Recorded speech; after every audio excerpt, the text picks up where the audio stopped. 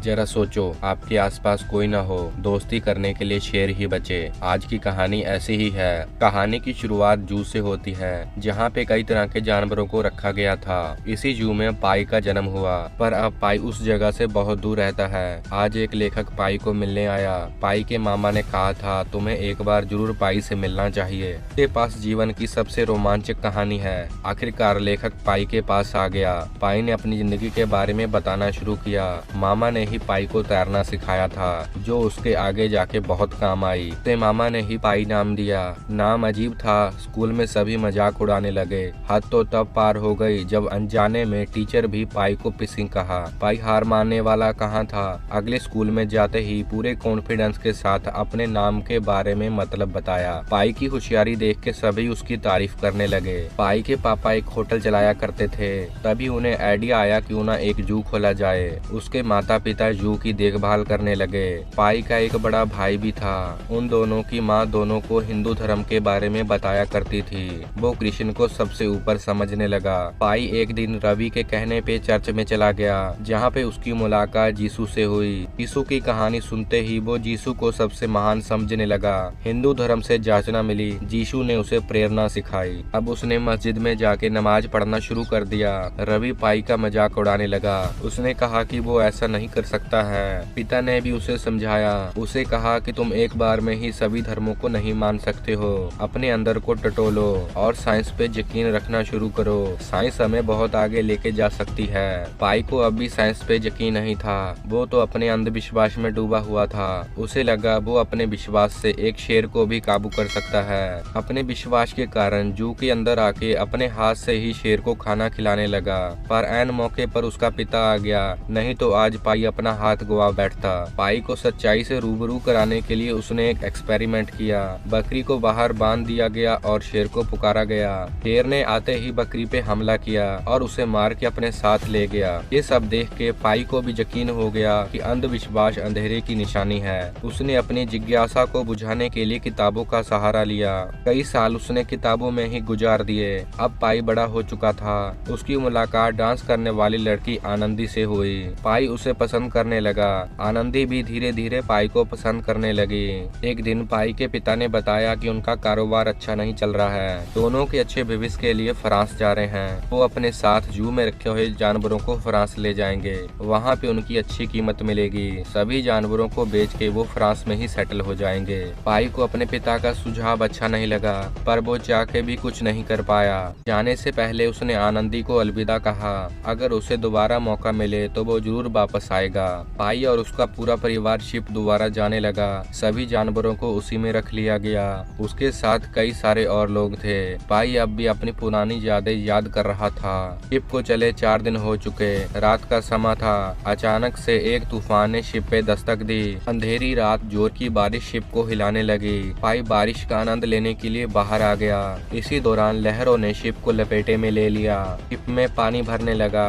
Ship के निचले हिस्से में तो पूरी तरह पानी भर गया। शिप के कर्मचारी ने एक छोटी बोट तैयार की। उन्हें शिप छोड़ना होगा, क्योंकि शिप कुछ ही समय में पानी में पूरी तरह डूब जाएगी। किसी व्यक्ति ने सभी जानवरों को भी आजाद कर दिया। पाई अपने माता पिता और रवि को लेने के लिए निचले हिस्से में गया, पर पानी के कारण निचला हिस्सा पूरी तरह डूब चुका था। ना चाहकर भी पाई छोटी बोट में आ गया। तभी एक भागता हुआ जिराफ बोट पे आ गिरा। बोट बहती हुई काफी दूर आ गई। देखते ही देखते शिप पूरी तरह डूब गया। अब अकेला पाई ही बचा था। पूरी रात उसने बोट पे गुजारी। चादर के नीचे एक लकड़बग्घा था, जिसने पाई पे हमला करना चाहा। लहरों के कारण वो पाई तक नहीं पहुंच पाया। अब वो फिर से चादर के नीचे चला गया। केलों के तने पे तैरती हुई एक चिंपांजी भी वहाँ पे आ गई। पाई ने उसे बोट पे चढ़ा लिया। पाई अब जानवरों के साथ खुले समुद्र में अकेला ही था।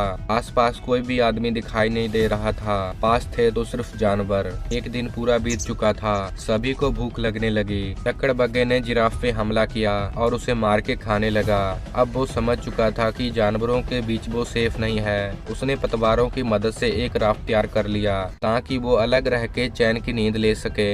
लकड़बग्घा फिर से बाहर निकला। बाहर निकलते ही उसने चिंपांजी को भी मार दिया। अब वो पाई को मारने के लिए आगे बढ़ा। बोट पे हो रहे लगातार चूंचां से शेर बाहर निकला, जिसका नाम रिचर्ड पार्कर था। वो निकलते ही लकड़बग्घे को मार दिया। पाई रिचर्ड पार्कर को बोट पे देख के हैरान था। वो किसी तरह तरह भी शेर का मुकाबला नहीं कर सकता था। अब वो बोट से अलग राफ्ट पे आ गया। इसी तरह कई दिन गुजरने लगे। पाई भी बोट पे रखे हुए खाने पीने का सामान राफ्ट पे ले आया। कई दिन बीत गए। रिचर्ड पार्कर जिराफ, चिंपांजी, लकड़बग्घे को खा चुका था। अब उसके पास खाने के लिए पाई ही बचा था। पाई भी एक शेर का शिकार नहीं बनना चाहता था। वो मैप पढ़ता हुआ ईश्वर को याद करने लगा। अब उसके पास सिर्फ परमात्मा का ही सहारा था। बोट पे लगातार रहने के कारण शेर को उल्टी आने लगी। पाई ने सोचा यही मौका है रिचर्ड पार्कर को काबू करने का, पर वो उस काम में भी फेल हो गया। अब उसने खाना पानी देके रिचर्ड पार्कर को पालतू बनाना चाहा। लगातार रिचर्ड पार्कर के लिए मछलियां पकड़ने लगा। एक दिन रिचर्ड पार्कर भूख न बर्दाश्त कर पाने के कारण मछली पकड़ने के लिए पानी में उतर गया। पाई ने मौका संभाला और बोट पे कब्जा कर लिया। रिचर्ड ऊपर आने की कोशिश करने लगा। पाई भी उसे मारने को तैयार था, पर वो ऐसा नहीं कर पाया। रिचर्ड को ऊपर करके वो फिर से राफ्ट पे चला गया। कई दिन और गुजर गए। खाना ना होने के कारण अब उसने रिचर्ड जैसा ही मछली खाना शुरू कर दिया। सुबह का समय हुआ। काफी मछलियां तैरती हुई उनके पास आ रही थी। अब इनके पास खाने के लिए बहुत मछलियां हो गई। वो बार बार शेर का मुकाबला नहीं कर सकता था। उसने रिचर्ड को सिखाने के बारे में सोचा। पतवार को नुकीली आकार में बना के बोट पे आ गया। खाना देते हुए रिचर्ड को सिखाने लगा। पाई उसे सर्कस के शेर जैसा ट्रेन करना चाहता था। आखिरकार वो ऐसा करने में कामयाब हो गया। पाई ने अपने राफ्ट को और भी मजबूत बना लिया ताकि वो वहाँ पे चैन की नींद ले सके, क्योंकि एक शेर का कभी भी यकीन नहीं किया जा सकता था। एक दिन पाई को एक शिप दिखाई दी। उसने उनको अपने और बुलाने के लिए फ्लेयर गन भी चलाई, पर शिप वालों की नजर उन पे नहीं पड़ी। वो वहाँ से चले गए। अब पाई रिचर्ड के साथ ही बोट पे रहने लगा। एक तूफान इनकी ओर दस्तक दे रहा था। पाई को लगा परमात्मा उसे मिलने को आया है, पर उसे मालूम नहीं था कि उसके कारण रिचर्ड को तकलीफ हो रही है। पाई ने ऊपर बंधा हुआ कपड़ा खोल दिया था, जिसके कारण पानी लगातार रिचर्ड को भिगो रहा था। कई दिन और गुजर गए। पाई पूरी तरह कमजोर हो गया। रिचर्ड भी मरने की कगार पे था।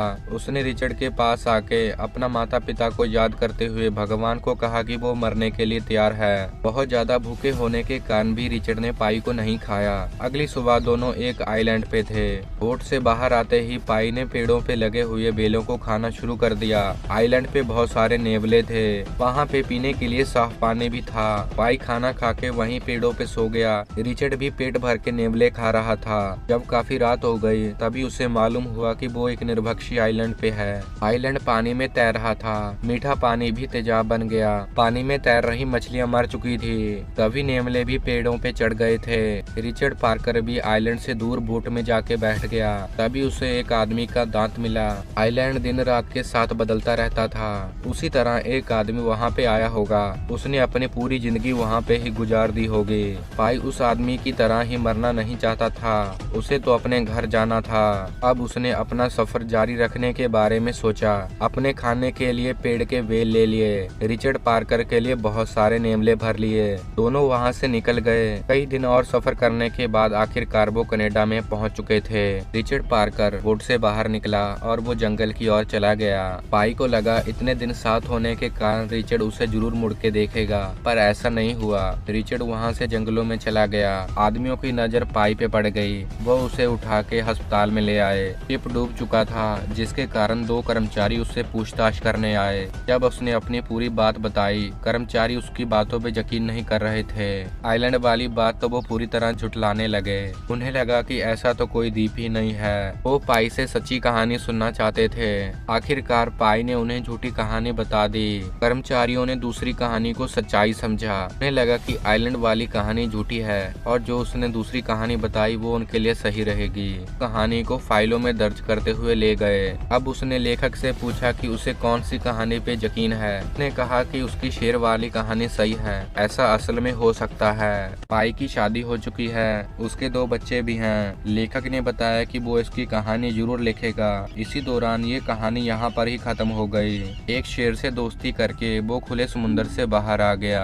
रिचर्ड पार्कर ही था जिसने पाई को जिंदा रखा। अगर वो अकेला होता तो कब का मर गया होता। रिचर्ड के खौफ ने उसे दिन रात चौकन्ना रखा, जिसके कारण समुद्र में रहने वाली खतरनाक मछलियों से भी बचता रहा। ये थी शेर और इंसान की दोस्ती की कहानी। कहानी अच्छी लगी हो तो लाइक करें, चैनल को सब्सक्राइब करे बिना ना जाएं।